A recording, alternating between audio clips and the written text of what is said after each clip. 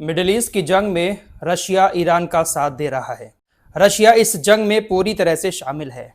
यह बात मेरी नहीं है, बल्कि यह दावा अमेरिकी अखबार वॉशिंगटन पोस्ट की तरफ से किया गया है। वॉशिंगटन पोस्ट ने कई सारे अमेरिकी और इजरायली अधिकारियों के हवाले से यह दावा किया है कि रशिया इस जंग में खुफिया जानकारी ईरान को दे रहा है। रशिया सैन्य कार्रवाई नहीं कर रहा है, लेकिन अंदर अंदर ईरान को सैन्य कार्रवाई करने में मदद कर रहा है। दरअसल समुद्र के अंदर अमेरिका के युद्धपोत कहां कहां पर मौजूद हैं, मिडिल ईस्ट में अमेरिका के बेस कहां कहां पर हैं, कहां कहां पर अमेरिका के जेट खड़े हुए हैं, वो सारी खुफिया जानकारी रशिया ही ईरान को दे रहा है। ये बड़ा दावा वॉशिंगटन पोस्ट की तरफ से किया गया है। दोस्तों, अगर देखा जाए तो कहीं ना कहीं इसमें सच्चाई तो है। चाहे चाइना हो चाहे रशिया हो, अंदर अंदर ईरान की इन दोनों देशों में से कोई ना कोई मदद जरूर कर रहा है। क्योंकि इससे पहले जो जंग हुई है ईरान की इजराइल और अमेरिका के साथ, पिछले साल ईरान ने जो अपनी मिसाइलों से हमले किए थे, वो मिसाइलें निशाने पर नहीं लग रही थी। लेकिन इस बार ईरान के जो ड्रोन हैं वो भी सटीक निशाने पर जाकर हमला कर रहे हैं। ईरान की मिसाइलें भी सटीक निशाने पर लग रही हैं। इसके सबूत भी हमारे सामने बहुत सारे आ रहे हैं। अभी सबूत आपको आगे दिखाऊंगा। मिडिल ईस्ट में कैसी कैसी तबाही मची है अमेरिकी ठिकानों पर, सैटेलाइट इमेजेस अब सामने आ रही हैं। ईरान की ज्यादातर मिसाइलें और ड्रोन इस बार सटीक निशाने पर लगे हैं। हालांकि बहुत सारी मिसाइलों को इंटरसेप्ट कर लिया जा रहा है, ड्रोन को मार गिराया जा रहा है, लेकिन निशाना एकदम सटीक है। दुबई, बहरीन, कतर जैसी जगहों पर होटल के अंदर अमेरिकी सैनिकों के ऊपर जो ड्रोन अटैक हो रहे हैं, वो खुफिया जानकारी की वजह से ही हो रहे हैं। कैसे ईरान को मालूम पड़ रहा है कि बहरीन के होटल में कोई शख्स बैठा हुआ है? कैसे मालूम पड़ रहा है कि वहां पर इजरायली एम्बेसी का एक बड़ा ऑफिस बना हुआ है? ईरान के हाथ में इस बार जो खुफिया जानकारियां हैं, उसको देखते हुए तो ऐसा ही लग रहा है कि शायद रशिया और चाइना दोनों में से कोई या दोनों अंदर अंदर ईरान की मदद कर रहे हैं। फिलहाल चाइना के सैटेलाइट को लेकर तो बहुत सारी खबरें आ चुकी हैं कि चाइना मिडिल ईस्ट पर अमेरिकी ठिकानों पर नजर रख रहा है और ईरान के साथ कुछ इंफॉर्मेशन शेयर भी कर रहा है। लेकिन रशिया को लेकर आज पूरी तरह से खुलकर दावा कर दिया गया है कि रशिया इस जंग में शामिल है। फिलहाल वॉशिंगटन पोस्ट के इस दावे पर अभी तक रशिया की तरफ से कोई जवाब नहीं दिया गया है।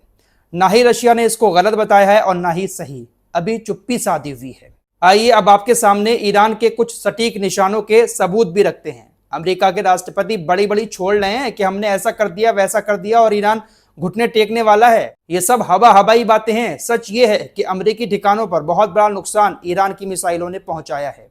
ईरान की तरफ से 2 सैटेलाइट इमेजेस दिखाए गए हैं। ये दोनों सैटेलाइट इमेज कुवैत के आरिफजान में मौजूद अमेरिकी अड्डे की हैं। इन सैटेलाइट इमेजेस में ईरान के हमलों को दिखाया गया है। कई इमारतों और गोदामों के साथ साथ तकरीबन 6 संचार रेडोम भी अमेरिका के पूरी तरह से नष्ट हो गए हैं।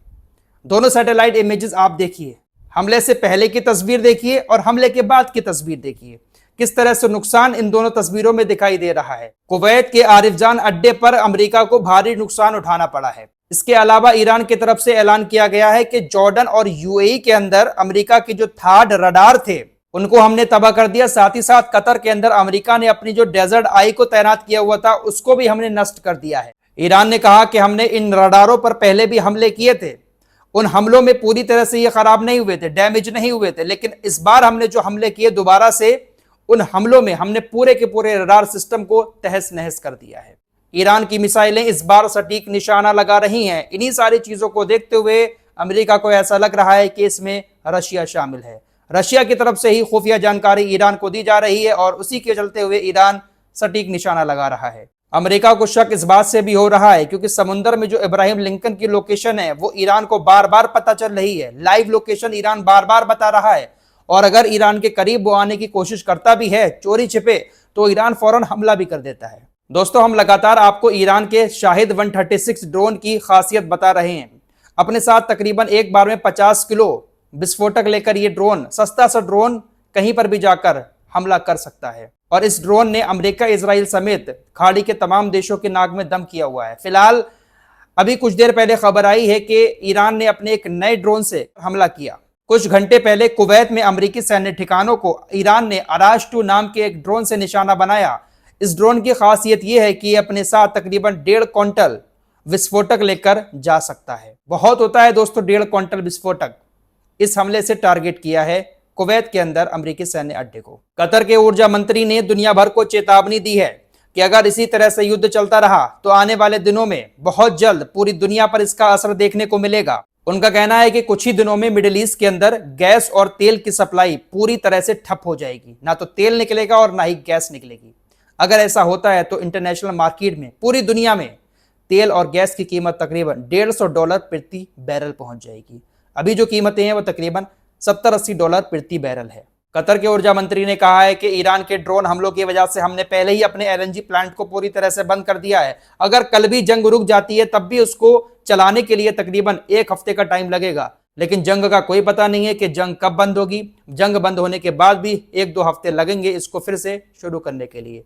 सप्लाई पूरी तरह से ठप होने वाली है। दोस्तों, अमेरिका की पनडुब्बी ने श्रीलंका के करीब ईरान के जिस युद्धपोत पर हमला करके उसको डुबाया, उसमें तकरीबन अब तक 90 लोगों की लाशों को बरामद किया जा चुका है। तकरीबन 150 लोग लापता हुए थे। 30 लोग फौरन रेस्क्यू कर लिए गए थे श्रीलंकाई सेना के द्वारा। इस युद्धपोत पर ऑस्ट्रेलिया के भी 3 नागरिक सवार थे। इस हमले में ऑस्ट्रेलिया के 3 नागरिकों की मौत हो गई।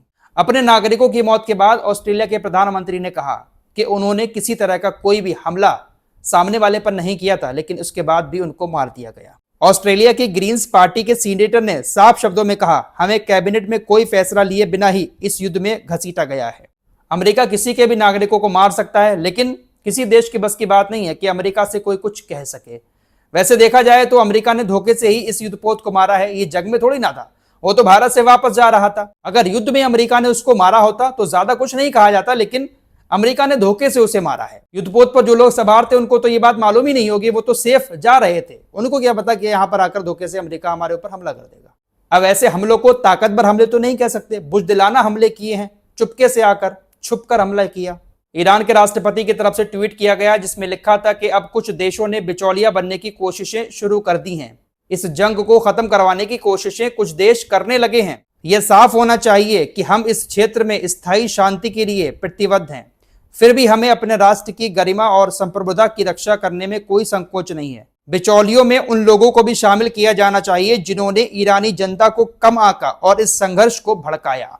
फिलहाल तुर्की और ओमान जैसे देश अब बीच में पड़कर सीज फायर कराने की कोशिश करेंगे, लेकिन लग नहीं रहा है कि सीज फायर हो। वहीं यूएई ने जो पिछली रिपोर्ट में मैंने आपको बताया था कि धमकी दी है ईरान को कि हम आपकी सारी संपत्तियों को फ्रीज कर देंगे, साथ ही साथ जो भी आपके जहाज हमारे एरिया से हैं, गुजर रहे हैं या एरिया में हैं, उनको भी हम जब्त कर लेंगे। उधर हिजबुल्लाह भी इजराइल के ऊपर हमले की तैयारी कर रहा है। हिजबुल्लाह ने तमाम यहूदियों को एक सूचना जारी की है।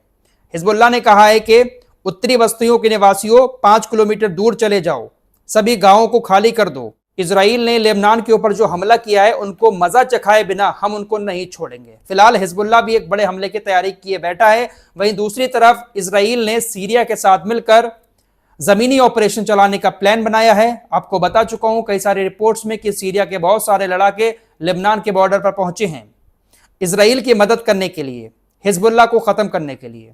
तो सीरिया के राष्ट्रपति अल जुलानी किसके इशारे पर काम कर रहे हैं, अब आपके सामने सब कुछ आ चुका है। इस रिपोर्ट में इतना ही। कुछ और खबरों के साथ फिर हाजिर होऊंगा। अपना ख्याल रखिएगा। अल्लाह हाफिज।